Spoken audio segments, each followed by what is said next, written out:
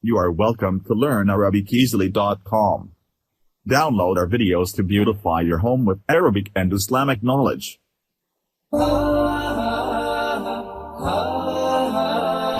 alaikum. You're welcome to grammar class.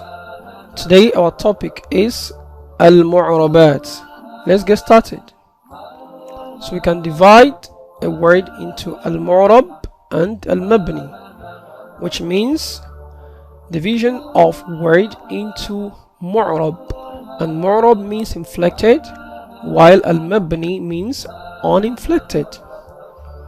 Then we are going to look at a lot of examples. Al-amthila. Let's get started. So we can have the word divided into al-mu'rab, which means inflected end, or the word or the noun with an inflected end, and al-mabni, the word with an uninflected word. Let's get started. So al-mu'rabat, those words that are inflected, that is, the end will change, it is not permanent.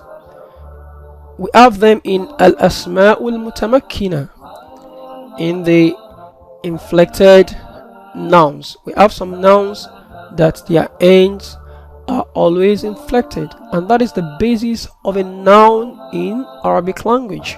The end should be inflected. So when the end is not inflected, then it is either resembling a preposition. Then in verbs we have al-af'al al-mudhari'ah, the present verbs. There is an exemption. When we get there, we're going to talk about the exemption for present verbs that the end will not be inflected. Now let us look at inflection in al-asma'ul mutamakkina, in the inflected nouns. So we say al-ismu yu'rabu bil-rafi'i wal-nasbi wal-jar. A noun is always inflected with rafu', with nasbu and al-jar. A noun will not take jazmu. Take note of that. For example, we have ja'a zaydun. You can see the zaydun as dhamma here, which is the rafu', for example. Another is ra'aytu zaydan. The zaydun, the dhammatan on zayd changes into fathatan, therefore it's becoming inflected.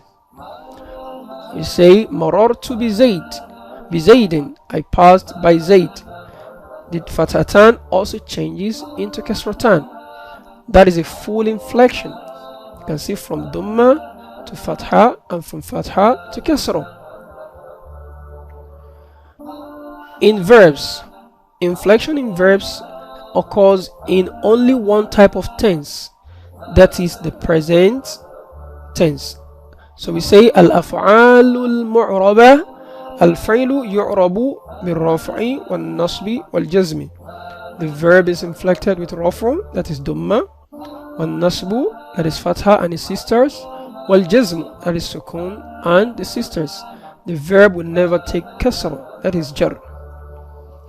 So the major participant in the inflected verb is al-fi'lu al-mudhari', that is the present verb, with just two conditions. Either when lam yattasil bihi noon niswa, if the noon of feminine plural does not join to the end, that is noon fatihanna. For example, you have yadhhabna. Yadhhabna. The last letter of the verb is ba, and it is having sukun, but the sukun is permanently uninflected because of the noon fatha of the plural feminine that joins at the end. Tadhhabna is also an example.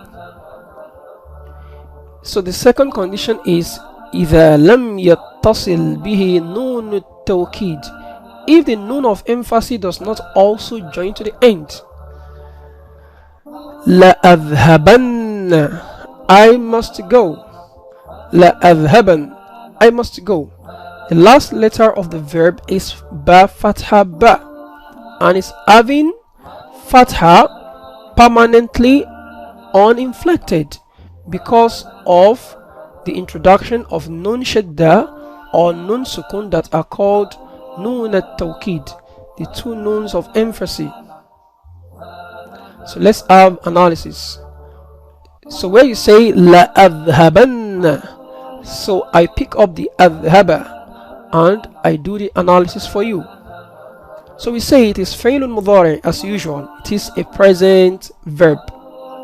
However, instead of saying marfu'un or mansubun and majzoom, you say mabniyun. And mabniyun means permanently uninflected. Ala al-fathi, with fatha. And there's a reason for that. So you have to mention the reason. So you say litisalihi binun at-tawkid, because of his joining with the nun of emphasis, which is nun shadda fatyanna. So the nun at-tawkid is the focus. It is what makes the present tense to have fatha that is permanently uninflected. Al-mabniyat, we have 4 types of uninflected words. Al-asma'u ghayru al-mutamakkina, the uninflected nouns. We have al-fi'l al-madi, the past verb. We have fi'l al-amri, we have the command verb or the imperative verb. And the last is al-huruf, the prepositions. So all these 4 categories, they are permanently given an haraka. So we look at al-asma'u ghayru al-mutamakkina, the words that are permanently uninflected. We have the category of dama'ir, all the pronouns. All the pronouns, they are, the end is permanent. Anta, you say damirun munfasil mabniyun ala al-fathi. Huwa mabniyun ala al-fathi. Ana mabniyun ala al-sukun. Asma'ul ishara. Asma'ul ishara, these are the demonstrative pronoun. So the end is permanently uninflected. Al-asma'ul mawsula, the relative pronouns. For example, you have alladhi, that for feminine, for masculine, allati, that for feminine. So mabniyun ala al-harakat al-akhira, the basis is that they are uninflected on the last vowel, but not all the time, as the case may be. So fi'l al-amri is also permanently uninflected, and the principle is yubna ala ma yujzamu bihi.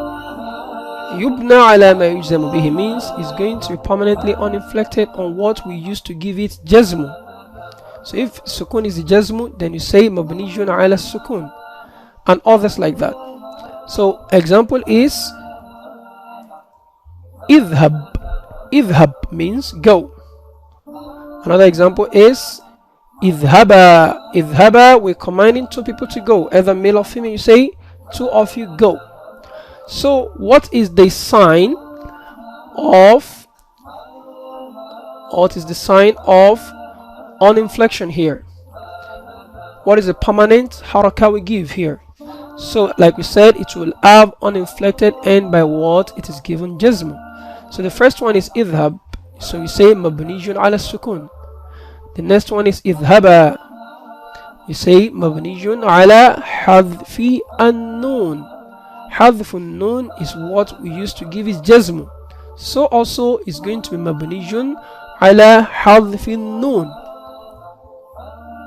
So let's have the analysis together. Idhab,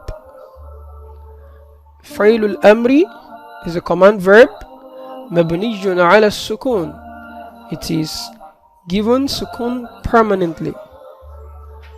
Idhaba is also fi'l al-amri, command verb, mabniyun ala hadfi an-nun, it is permanently given hadf an-nun.